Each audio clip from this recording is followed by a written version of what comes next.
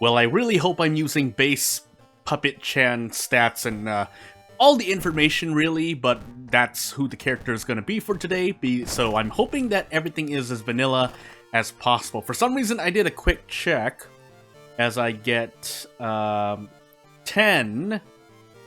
8, 10 Exquisite Taste into 1, which would be Herald here. So as we do Herald, Exquisite Taste, Puppet Chan, yeah, I hope everything's normal. The 5 funds are normal, and I believe the energy drink was... I couldn't find the download link for some reason again, so I'm just relying on my backup to be sure that it's vanilla-based Puppet Chan.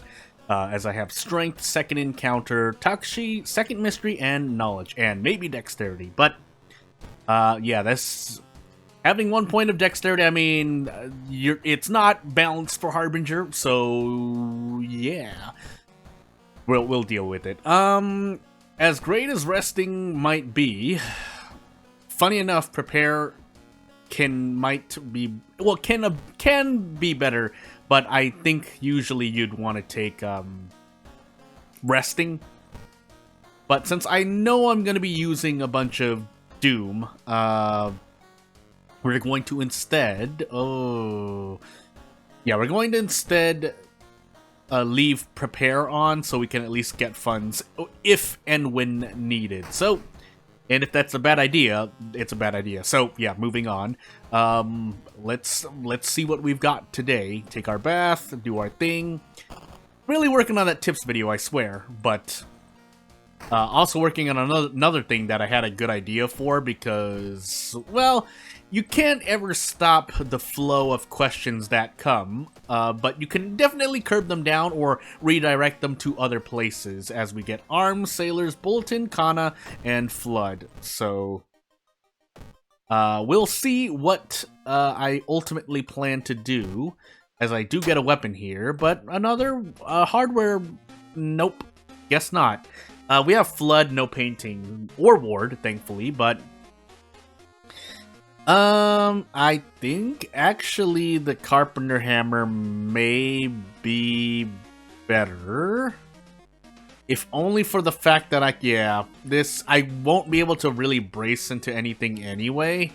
Even with the crowbar, it's a 5-speed faster, but that's not enough. So, I think I said the Carpenter Hammer wasn't always great. Unless it was buffed, but because of its base speed, you can still set up brace plays, or at least attack, as opposed to some slower weapons where you can do neither. You just have to brace, even maybe just brace strong and hope for the best, which is a lot worse than getting either a prep attack, or a brace attack. So, an extra point of damage would be nice, or this. Yellow, we'll snatch that really quickly. We'll take another look. Okay, well, we're taking that as well, and we'll not push our Doom anymore. Again, mainly because we got rid of Rest, so we need to make sure that any stamina or reason we spend, we mitigate as much stamina and reason as possible, while spending as little or risking as little as possible in fear of RNG events, or literally anything else. So... unfortunately, Gossip Junkie is not not a very Carpenter Hammer friendly encounter, aside from doing only -2, -1 reason, depending on your damage mitigation, but, yeah, I don't even get a guaranteed prep attack, but that's the pains of having 3 strength? How much strength do I need? 6? Yeah, so... I mean, still better than what I'd probably get with the Wooden Bat. That said, I'll throw it anyway, just in case weird things happen. And then I can prep strong next turn. That's not guaranteed, but I could have done a lot worse.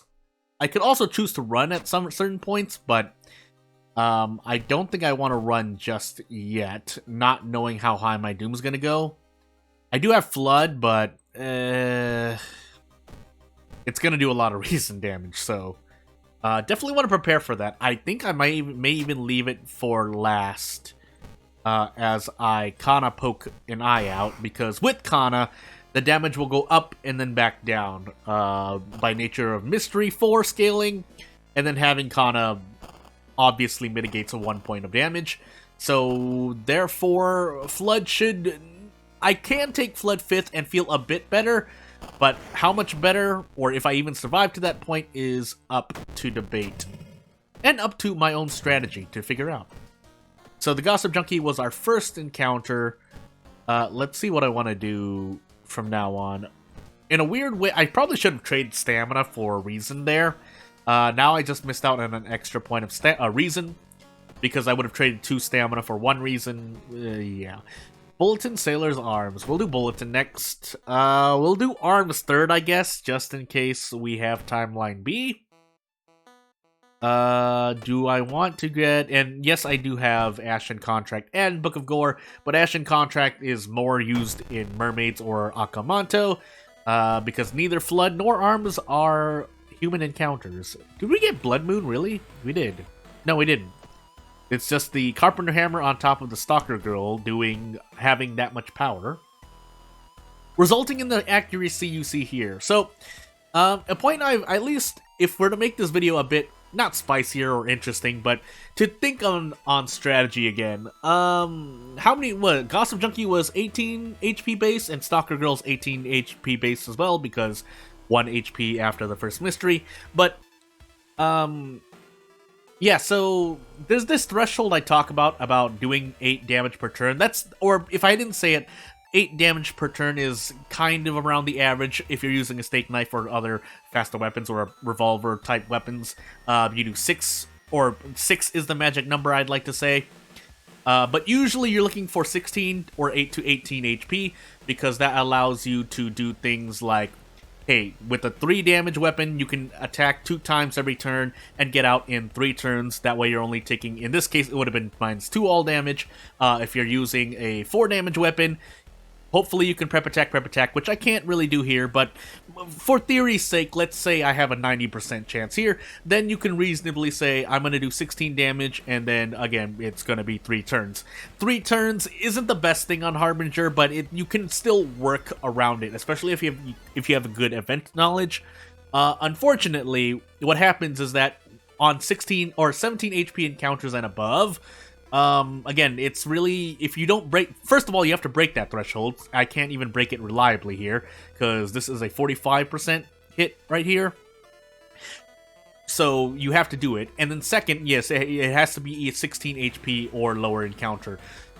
In certain cases, even if we want to push the limit, let's say 50% of the time you get a damage boost, whether you're on a Thotu, although that increases the damage done to you. If you have the Demon Mask, if you have Ancient Ancestral Strength. I mentioned these, the latter 2 options, because in the History Club, you are likely to roll on them, and therefore they would be cost efficient, because if you can get a damage increased early on in the run, you benefit from every other encounter you're in. So if I were in the Gossip Junkie fight and I did 10 damage, that extra point of damage, and as I keep saying over and over again, 1 point of damage can mean a lot, because that means this can turn into a 10 damage turn, which means I can beat the Stalker Girl in 2 turns and only take -1 all damage. And if she were doing base damage, it would be -2 all instead of -4 all, or in this case, -2 all, which, again, every point does matter. That's why Bath matters, because you heal 2 points on top of another point of stamina or reason. Akamanto doing 5 stamina damage means you have less to work with because your max stamina is lowered. There are a whole bunch of things, but on the subject of HPs and being careful about damage and balancing the game indirectly, whether you're making a character, whether we're suggesting balance changes for whatever reason, if we decide to do so, again, fun is the first priority, but second, and directly tied to fun, at least to some amount, is the balance, and that's the current balance. I say you want to do at minimum 6, but really around 8 damage per turn. If you can get 10, even better, but here I do 8 damage, I do 16 damage. She has 3 HP left.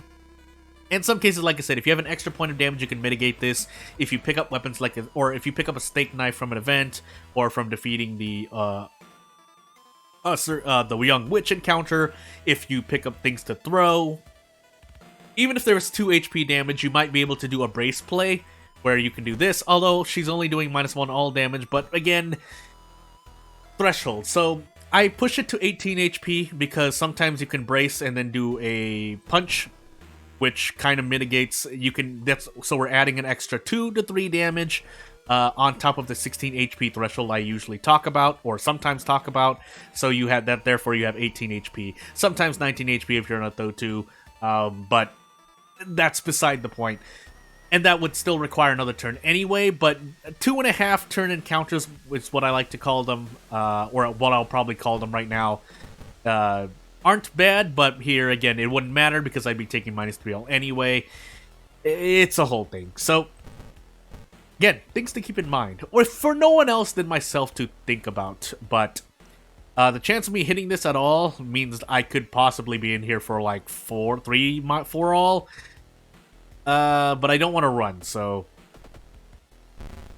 I guess to move on to that as I roll on my odds here, excuse me, is that usually when I think about running, I look at my current Doom, even though I have a little little rule in my mind to spend like 16 to 20% Doom per mystery, scaling downwards because obviously 20% per mystery puts you at 100% Doom, so 16%.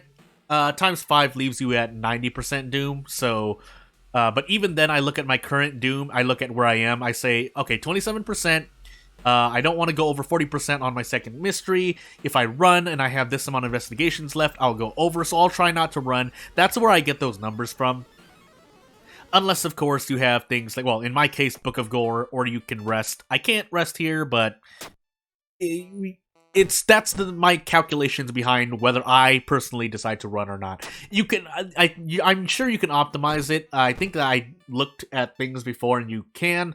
I probably could have run there. You can always run, but whether or not it's the risk involved with increasing your Doom so much, or if you're the type to count how many times you can run in a run before you know that your Doom is going to be high at the end, because you know you're going to be fighting more encounters. So therefore, what you would do, as I investigate the forest here, because we're in Bulletin, yeah, you're thinking about, okay, if I run from this encounter that does -1 all, am I going to run to an encounter later on that does -4 stamina or -3 all, and therefore I should run on that versus that encounter as opposed to this encounter, which is easier right now than later. Again, that's what's going through my mind when I decide. I just don't say it out loud, although I really should some of the time, especially if I can spare the brain power to multitask at the same time. That said, still not look. Oh, that said, considering that I didn't run and I'm at 43% Doom right now, isn't the greatest.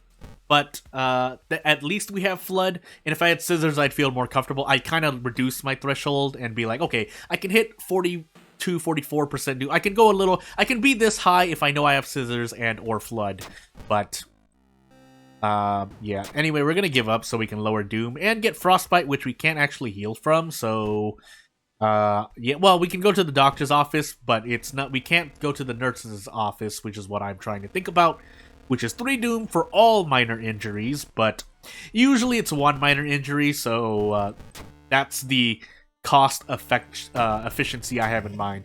I'm likely to forget some of these things, or very minute details, like every single minor injury when you go to the nurse's office. You heal every minor injury when you go to the nurse's office, but sometimes I forget. So, I should have used the wine bottle, actually. That was not great. And if I use it, no, actually I can. I can't because my dexterity is at 1 and wine bottle reduces all of your stats by 1. And the moment I hit 0 in dexterity, my Doom shoots up through the roof. So I can't actually do that.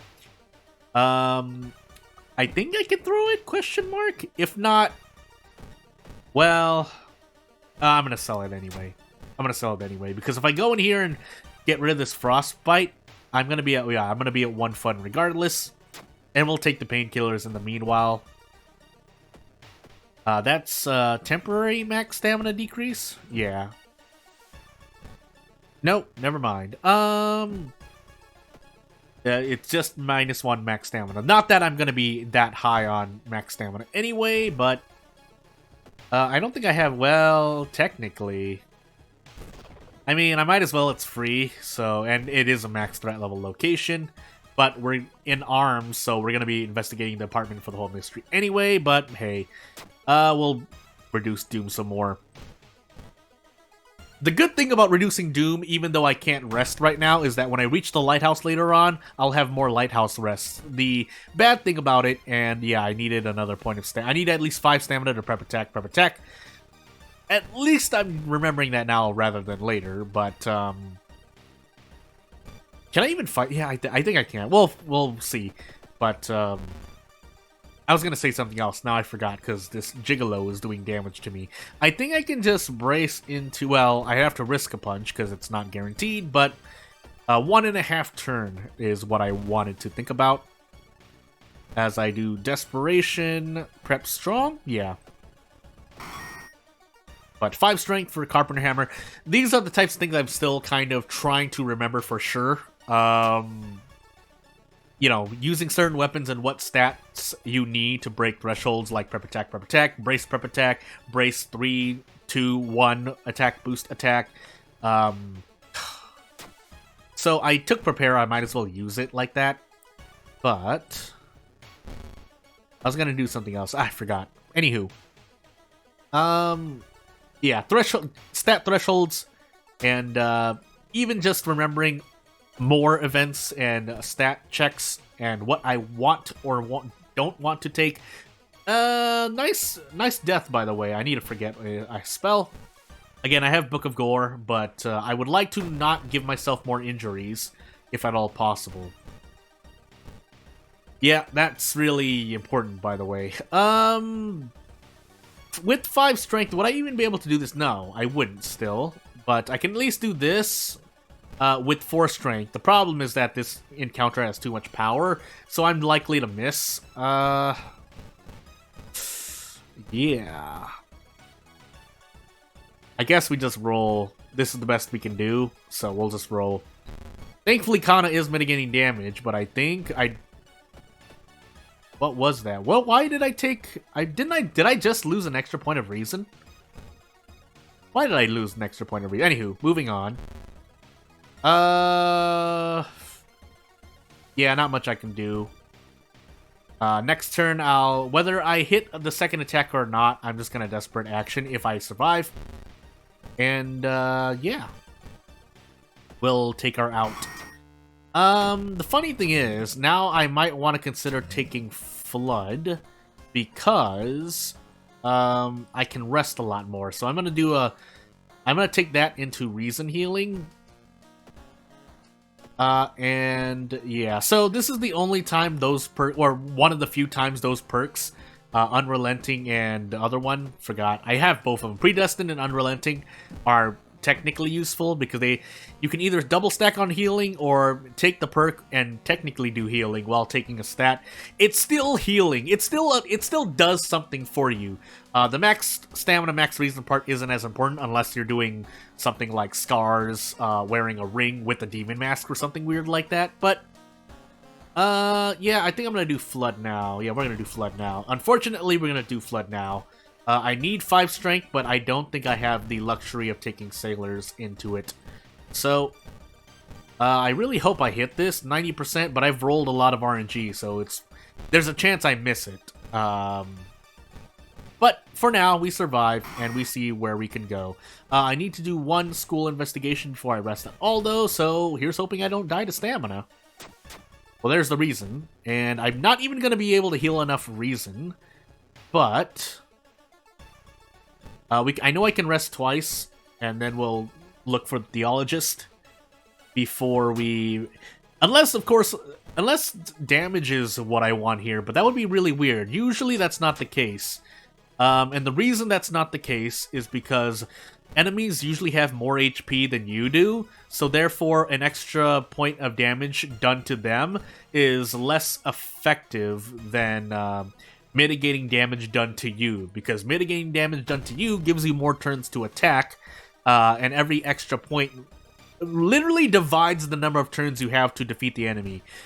Not that it might matter here, but, I mean, theoretically it is true. So, and me dealing an extra point technically has a division point in it as well, but usually it saves you 1 or 2 turns, whereas lowering an enemy's damage done by 1 or even 2 can increase the amount of turns you have to damage the enemy by 2 or 3 turns minimum.